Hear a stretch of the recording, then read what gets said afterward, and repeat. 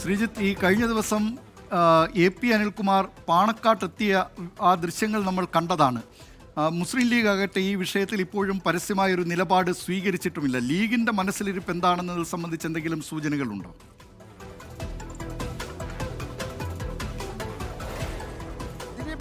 വോട്ടെടുപ്പ് കഴിഞ്ഞ ശേഷം ഉള്ള സാധാരണ സന്ദർശനമാണ് പാണക്കാട് കുടുംബത്തെത്തി പാണക്കാട് സാദിഖ് അലി ശിഹാബ് തങ്ങളെയും PK കുഞ്ഞാലിക്കുട്ടിയെയും കണ്ടത് എന്നാണ് AP അനിൽകുമാർ അന്ന് മാധ്യമങ്ങളോട് പറഞ്ഞത്.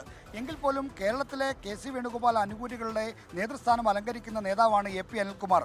അദ്ദേഹം സ്വാഭാവികമായും പാണക്കാട് സാദിഖ് അലി ശിഹാബ് തങ്ങളെയും PK കുഞ്ഞാലിക്കുട്ടി അടക്കമുള്ള ലീഗ് നേതാക്കളെയും കാണുമ്പോൾ കോൺഗ്രസിനകത്തെ രാഷ്ട്രീയമായ കാര്യങ്ങളെപ്പറ്റി കൂടി സംസാരിക്കാനുള്ള ചർച്ച നടത്താനുള്ള സാധ്യത തള്ളിക്കളയാൻ കഴിയില്ല. എങ്കിലും പരസ്യമായി അക്കാര്യം അവർ ഓൺ ചെയ്തിട്ടില്ല.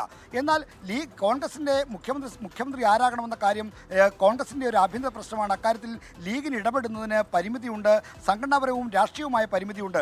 ലീഗിൻ്റെ നേതാക്കളെ ആരാണെന്ന് തീരുമാനിക്കാൻ കോൺഗ്രസ് ഇറങ്ങി പുറപ്പെടില്ല എന്നതുപോലെ തന്നെ കോൺഗ്രസിൻ്റെ നേതാക്കൾ ആരാണെന്നതിൽ ലീഗിന് ഒരുപക്ഷെ ഹൈക്കമാൻഡിനും മറ്റും അഭിപ്രായം അറിയിക്കാം, തങ്ങളുടെ താല്പര്യം അറിയിക്കാം എന്നതിനപ്പുറത്തേക്ക് ആ തീരുമാനത്തിൽ ഇടപെട്ട് ഒരു പരിഹാരം കണ്ടെത്താനുള്ള അല്ലെങ്കിൽ ഒരു ആളെ ചൂണ്ടിക്കാണിക്കാനുള്ള അവകാശമോ അധികാരമോ ഒന്നും ലീഗിനില്ല. മുന്നണിയിലെ രണ്ടാമത്തെ ഏറ്റവും വലിയ കക്ഷിയാണെങ്കിൽ കൂടി അല്ലെങ്കിൽ UDFിൻ്റെ വിജയത്തിൽ നിർണായകമായ പങ്കുവഹിക്കുന്ന പാർട്ടിയാണെങ്കിൽ കൂടി കോൺഗ്രസിൻ്റെ നേതാവ് ആരാണെന്ന കാര്യം തീരുമാനിക്കാനുള്ള ആഭ്യന്തരമായ കാര്യം അത് അവരുടെ കോൺഗ്രസിൻ്റെ ആഭ്യന്തര രാഷ്ട്രീയ കാര്യമായതുകൊണ്ട് ലീഗിന് ഇടപെടുന്നതിന് ഒരു പരിമിതിയുണ്ട്.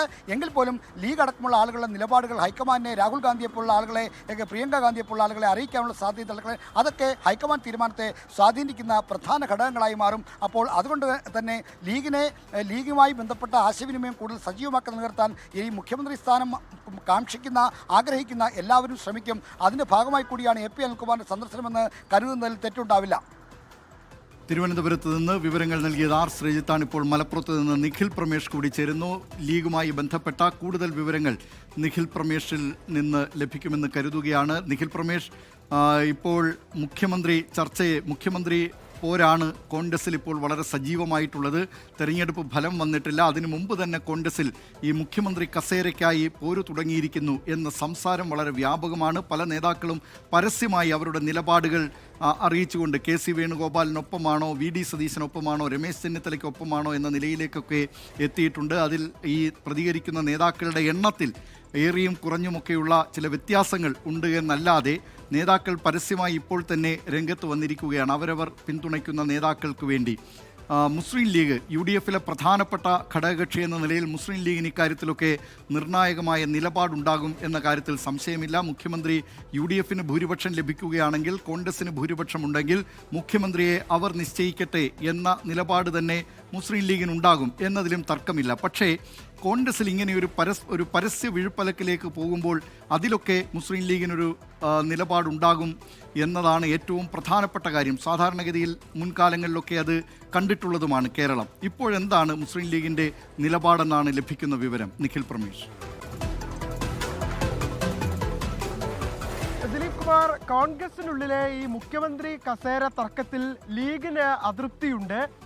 കഴിഞ്ഞ ദിവസം AP അനിൽകുമാർ പാണക്കാട്ടെത്തി PK കുഞ്ഞാലിക്കുട്ടിയെയും സാദിഖ് അലി ശിഹാബ് തങ്ങളെയും കണ്ടു മടങ്ങിയതിനു ശേഷം PK കുഞ്ഞാലിക്കുട്ടി പറഞ്ഞൊരു കാര്യമുണ്ട്: ആർക്കാണോ ഭൂരിപക്ഷമുള്ളത് അവർ സർക്കാർ ഉണ്ടാക്കും. അതിനപ്പുറത്തേക്ക് ഇപ്പോൾ നടക്കുന്ന ചർച്ചകൾ തികച്ചും അപക്വമാണ് എന്നുള്ള കാര്യമായിരുന്നു അദ്ദേഹം പറഞ്ഞു വെച്ചത്. ഇത് ലീഗിൻ്റെ ഒരു പൊതു നിലപാടാണ്. മുസ്ലിം ലീഗിൻ്റെ സത്യത്തിൽ ഇപ്പോൾ ആളുകൾക്ക് മുന്നിലേക്ക് അവർക്കുള്ളിൽ ഈ ചർച്ച നടത്തുന്നതിനപ്പുറത്തേക്ക് പൊതുജനങ്ങൾക്ക് മുന്നിൽ ഇത്തരത്തിലുള്ള ഒരു ചർച്ച നടത്തുന്നതിൽ കാര്യമായിട്ടുള്ള വിയോജിപ്പ് തന്നെയുണ്ട്. ഈ സാഹചര്യത്തിലാണ് മുസ്ലിം ലീഗ് ഒരു നിലപാട് കൈക്കൊണ്ടിട്ടുള്ളത്.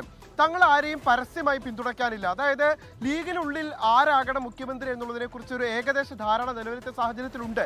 അതായത് അവർക്ക് കൂടുതൽ മന്ത്രിസ്ഥാനങ്ങൾ, അവർക്ക് അർഹമായിട്ടുള്ള പരിഗണന, ബോർഡ് സ്ഥാനങ്ങൾ, ഇതൊക്കെ ഇതിനോടകം വാഗ്ദാനം ചെയ്തിട്ടുള്ള ഒരു നേതാവ് അവരുടെ മനസ്സിലുണ്ട്.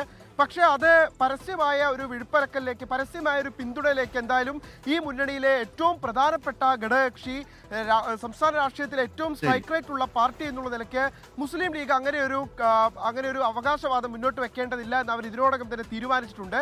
എന്താണോ ലീഗിന്റെ താല്പര്യം അത് ഹൈക്കമാൻഡിനെ അറിയിക്കാനാണ് നിലവിലത്തെ സാഹചര്യത്തിൽ അവർ തീരുമാനിച്ചിട്ടുള്ളത്. ദിലീപ് കുമാർ.